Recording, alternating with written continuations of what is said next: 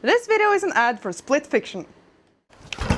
As you know, I love painting, but I also love building stuff, in 3D space. So in this project, I want to try to do something I've thought of for a while now, and that is to combine traditional painting with miniature dioramas. So basically making 3D elements that I can put on a canvas and then try to paint everything as I would a traditional painting. I think this is going to impose some pretty interesting and unique challenges because all of those elements we build in 3D space has to blend seamlessly with whatever's just being painted, so that transition between the 2D and the 3D space has to be really smooth. I don't exactly know if this is going to pan out the way I imagine it, but I just think it has a lot of potential to be really freaking cool, so I'm gonna try.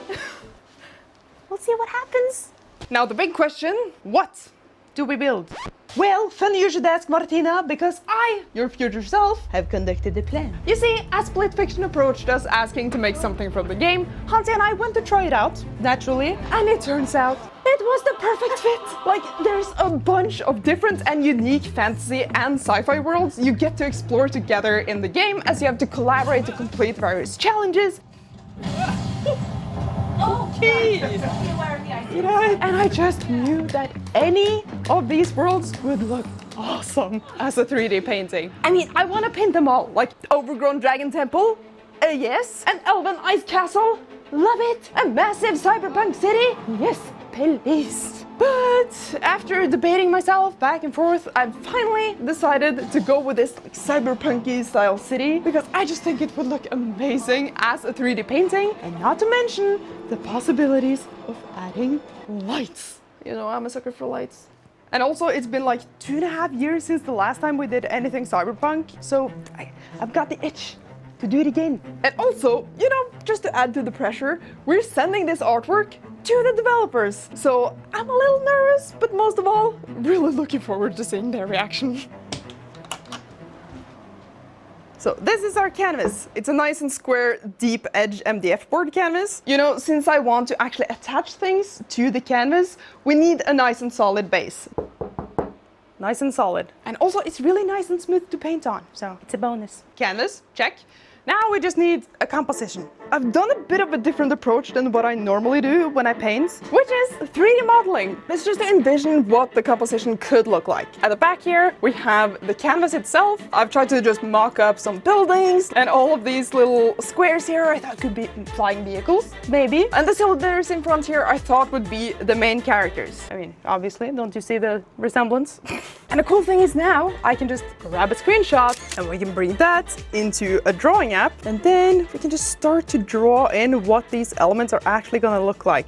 And not to mention add color and lights and all that good stuff that you need in a composition. So basically, I'm left with one 3D sketch for the diorama part of it, and one 2D sketch that I can look at for the color scheme and the painting part of it. Now, my hope is, of course, that I can combine the power of these two sketches and actually unite them in one art piece. But at least I feel a little more ready to get started on this. Like, my brain is a bit more wrapped than previously. And a little bonus about this 3D model is I can just project it onto the canvas and save me some time in drawing it on. Oh, I love lazy solutions.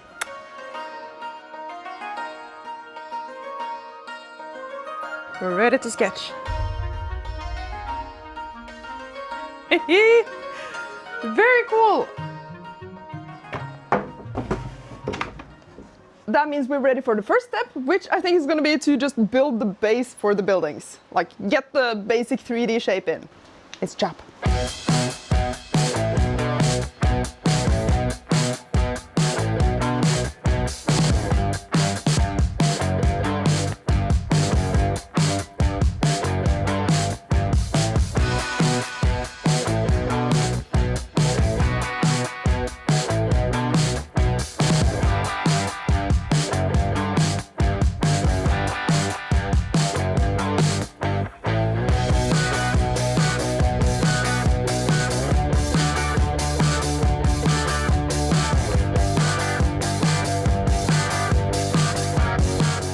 Dude, that already looks so freaking cool.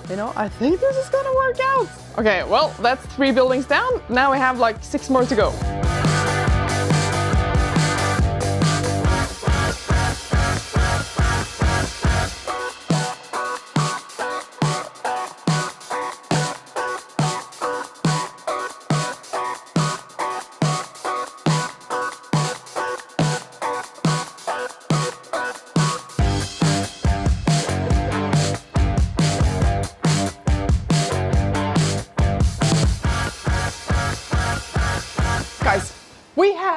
base buildings.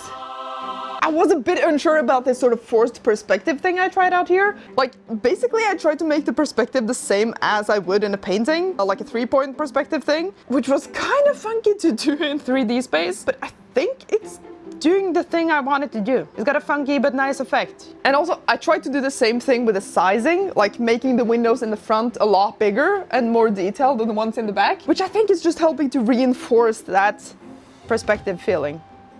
I'm getting increasingly more positive and excited as we go. And the next step is one of my favorite steps, greebles and detail. Okay, time to dig out the good old useful trash. Okay, let's see here. Useful trash. You're coming with me. POV box cam. Well, hello there. Yeah, and this time I'm not gonna dump the contents on the desk. Again, my quest was a success. Useful trash. So whenever I'm about to throw something away, like say a filter for a respirator, I take a look at it and I'm like, could this be something else? If the answer is yes, it goes in the useful trash. What do we have here? It's been a while since I took a look. Oh, and the little acrylic gemstones thingies. Remember from the Xbox build? Oh, those little rivets. Probably gonna need those. Oh God, Martina. I was just gonna take a little clip of the box with the jewels. Why do I always do this? And they are so small. And now I have to pick them up again. I can't just throw them away because I'm gonna use them.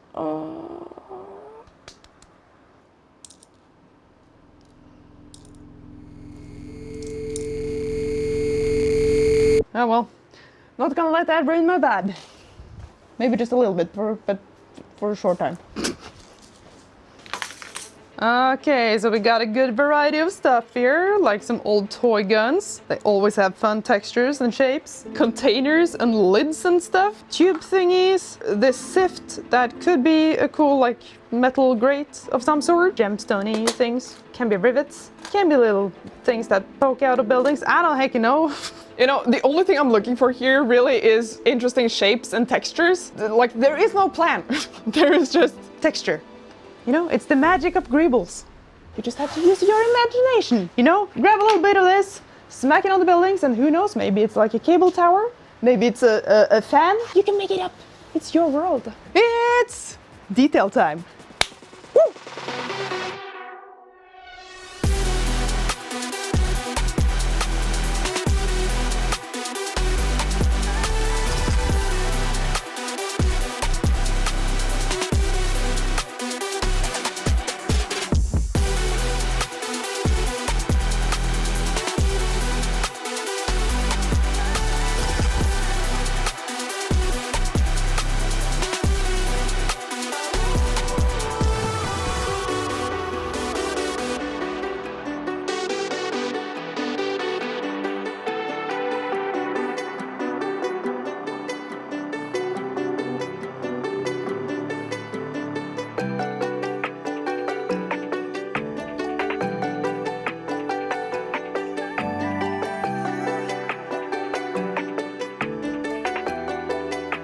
That's one building down, just a few more to go.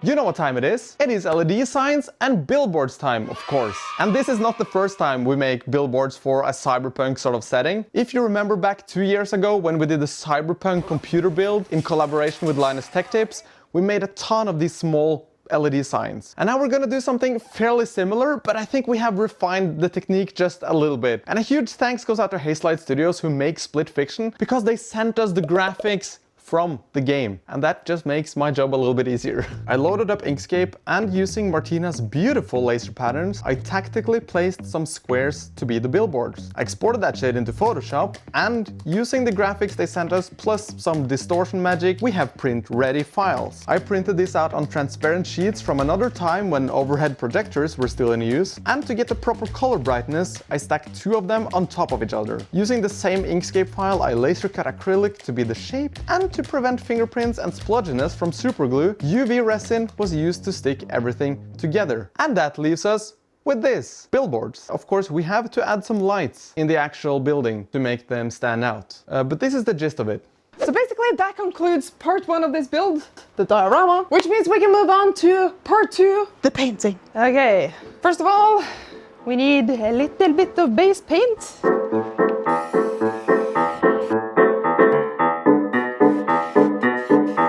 Okay, we got the primer on, so I'm just gonna leave these to dry, and in the meantime, we can prime our canvas with gesso. I don't know how to pronounce it. This stuff. And you know, for the longest years, I didn't get the point with this. Like, why do you need the gesso? Well, it's like a glue for your paint, so it will not fall off. Okay, I gesso, we have to do it then. Oh my goodness, I freaking love base paint. Like, see how much more cohesive that is? Hell yeah. Now, of course, comes the big question, which is like, how do we begin? I only really planned up until this point and not anything beyond that. I've thought about this concept, and I think it's possible to paint it like a painting, but I don't quite know where to begin. I think my tactic is just gonna be to think of this as a 2D surface and take it from there. And the way I would paint a 2D surface is just base colors and background first. So that's what I'm gonna do. Okay, let's see where this goes then. Painting time.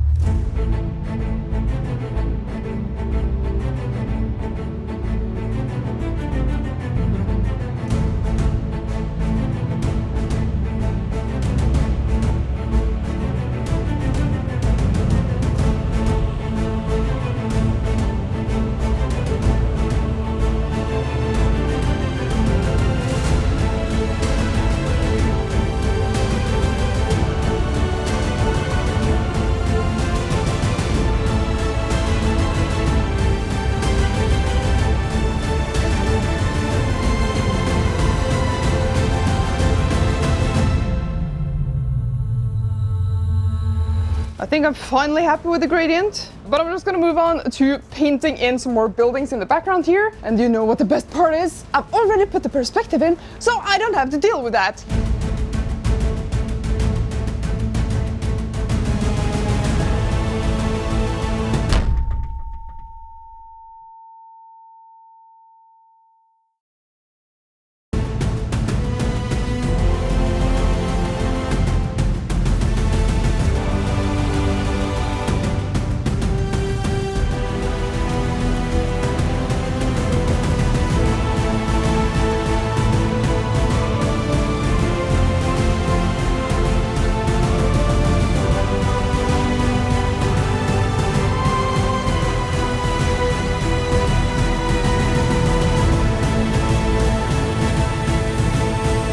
Painting all of these windows is giving me some unpleasant flashbacks to a certain other painting that I did a few years ago. But I think I'm just gonna take a break from this background stuff and get the base color on all of these. And to speed that up a bit, I'm just gonna use an airbrush to cover all of it.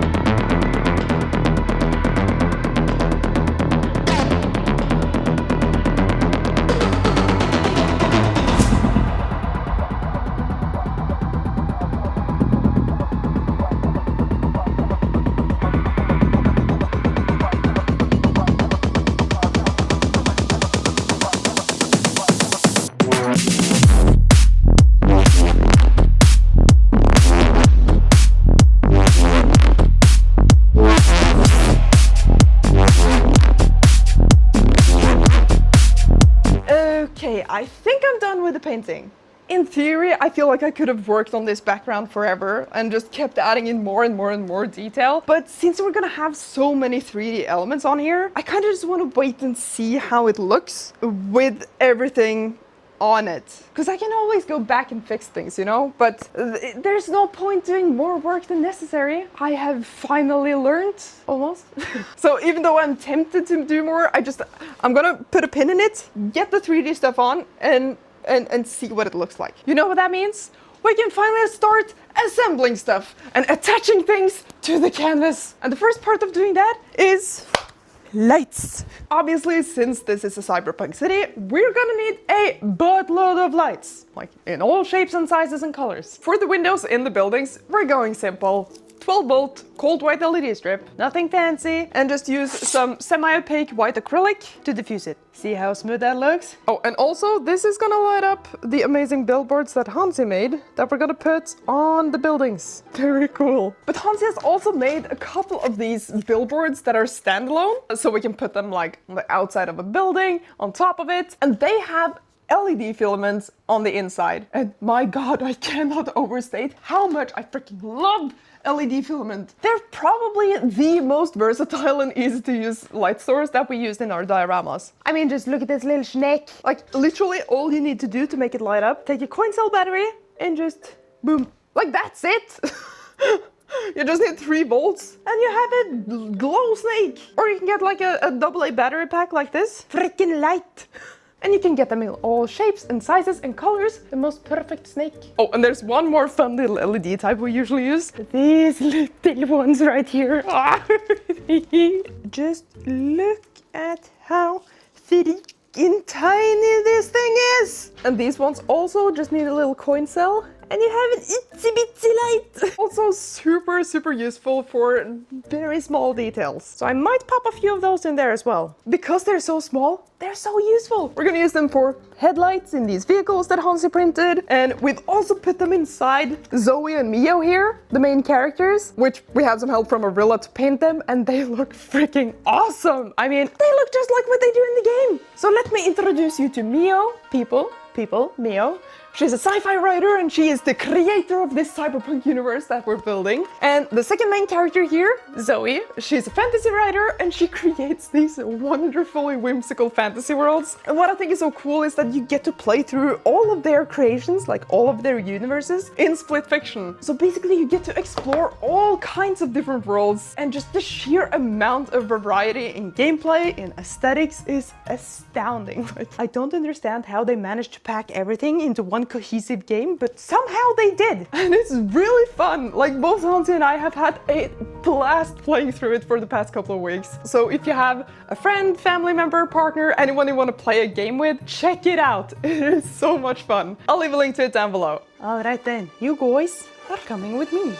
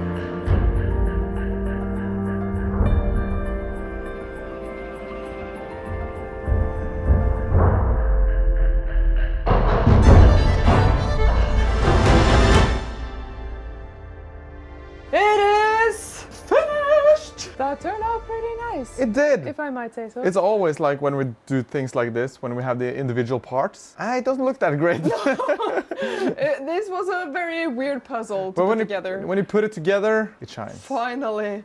Delayed gratification. But most important part, in my opinion, lights. I agree. I mean, it is cyberpunk after all. It's nothing without the lights. Are you ready? Yes. 3, 2, 1. Oh my god, the billboards! So much better. That Yeah. looks 10 times better with the lights. What I really like about this format is that it's like a diorama, but it's also a painting, so we can hang it on the wall. Yeah. Like You a don't have normal to- dioramas takes up so much space. Yep. So I think this has potential to have like more formats. Interesting. Like a castle. Oh, don't tempt me. The bricks are coming back. No. We did a great job. Yeah, now we just have to pack it. Oh no. That's gonna be fun with all these minor details that all can break. Yeah, it's gonna be fine. It's gonna be fine. No Don't worry problem. about it. It's gonna be fine.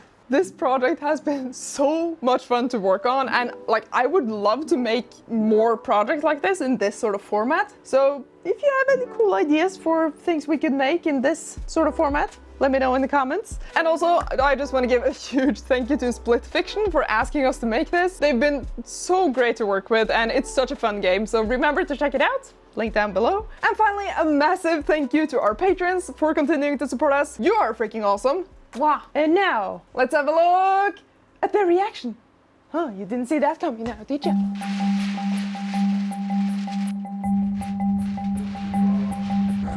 Bye, package. Hello Nerdforge, this is Joseph Fares and I just got your package and I'm really excited to see what's inside. Come on, let's go. Oh, what is this? What the? Oh shit. Oh shit.